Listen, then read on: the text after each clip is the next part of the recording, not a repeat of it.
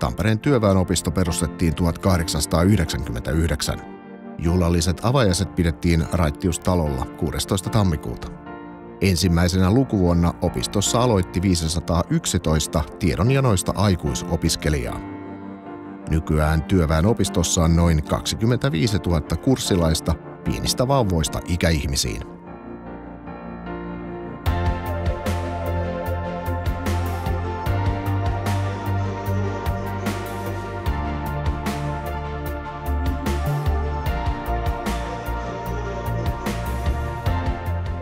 Työväenopisto tarjosi opetusta aluksi vain luentoina. Opetettaviin aineisiin kuuluvat muun muassa historia, taloustiede, terveysoppi, fysiikka ja laulu. Ensimmäiset opintopiirit aloittivat vasta 1920-luvulla.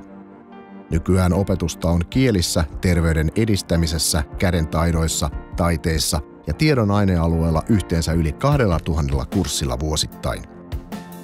Tärkeintä on itseilmaisu, yhdessä tekeminen ja oman polun löytäminen.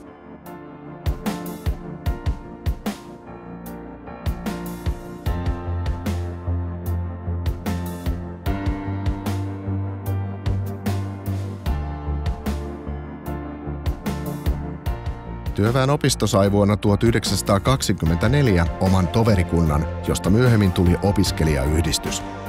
Aluksi opiskelijoiden etuja valvovaan yhdistykseen kuuluvat kaikki työväenopistossa opiskelevat, mutta nykyään jäsenyys on vapaaehtoinen.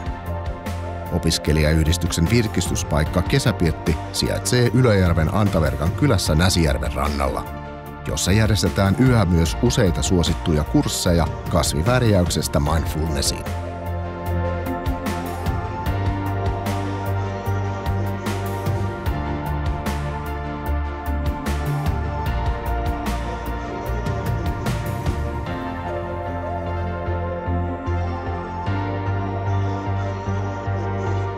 Ensimmäisen päätoimisen opettajan työväenopisto palkkasi 1953, kun V.O. Veilahti aloitti yhteiskunnallisten aineiden opettajana.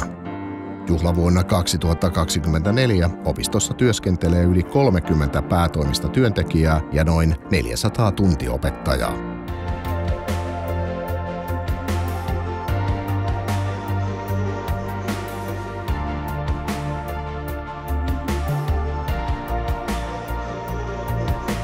Kalevan kaupunginosaan valmistui vuonna 1962 Sampola, johon työväenopisto muutti yhdessä kansakoulun kanssa. Historiansa aikana opisto on toiminut myös Tampereen työväentalolla ja vanhassa kirjastotalossa. Tampere sai vuonna 2013 uuden kumppanin, kun Ylöjärven opisto liitettiin työväenopistoon. Juhlavuonna 2024 Tampereen seudun työväenopistolla on 3 päätoimipistettä ja yli 70 opetuspaikkaa Tampereella ja Ylöjärvellä. Opetusta on tarjolla joka päivä aamusta iltaan.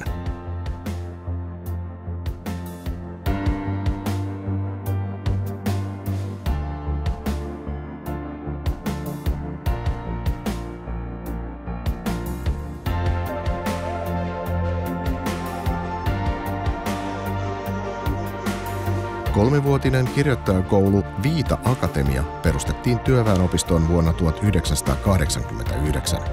Vuosien saatossa opinnoista on valmistunut lukuisia kirjailijoita, jotka ovat menestyneet kirjoituskilpailussa ja julkaisseet lupaavia esikoisteoksia.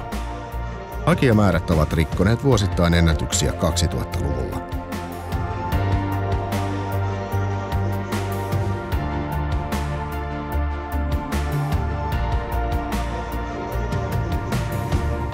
Tampereen kaupungin lasten ja nuorten kuvataidekoulu liitettiin työväenopistoon vuonna 1997.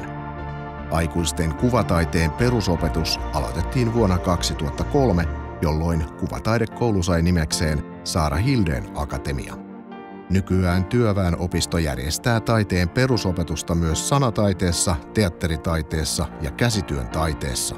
Taide on uuden etsimistä ja todellisuuden tulkintaa, jossa on kyse itsensä löytämisestä, rohkeudesta olla oma itsensä ja tyydyttää synnynnäinen tarve luoda.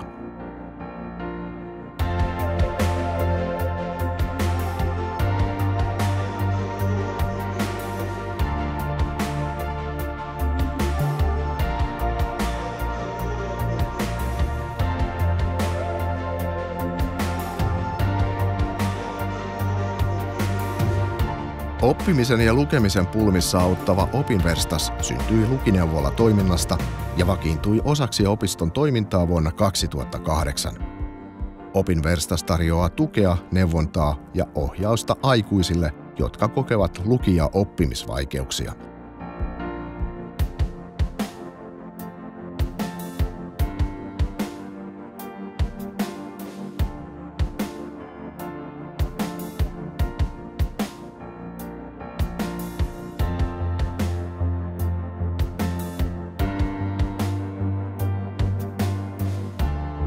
Vuonna 2024 Tampereen seudun työväenopisto on yksi Suomen suurimmista kansalaisopistoista, joka tarjoaa laadukasta opetusta luentoina ja työpajona 7 päivänä viikossa.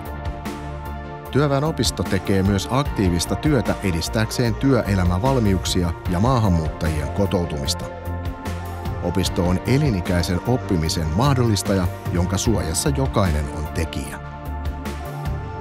Suomalaisen sivistyksen ihmeen, Suomen vanhimman kansalaisopiston merkitys kasvaa entisestään tulevaisuudessa, jotta kansalaiset pystyvät vastaamaan yhteiskunnan alati kasvaviin vaatimuksiin arjessa ja työelämässä. Vapaa sivistystyö on mielekkään elämän avain ja hyvinvointiteko koko yhteiskunnalle. On vain yksi Tampereen seudun työväenopisto.